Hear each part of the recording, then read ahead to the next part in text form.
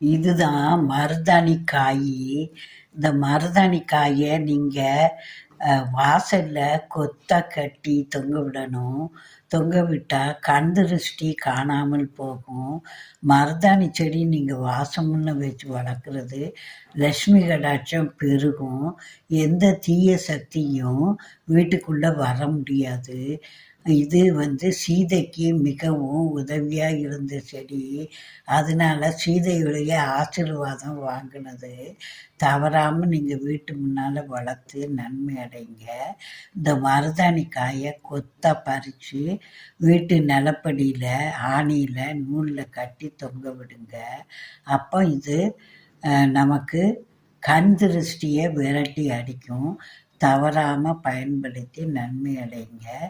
இதுபோல் வீடியோக்களுக்கு famous astro சேனலை சப்ஸ்கிரைப் பண்ணி பாருங்கள். நன்றி, வணக்கம்.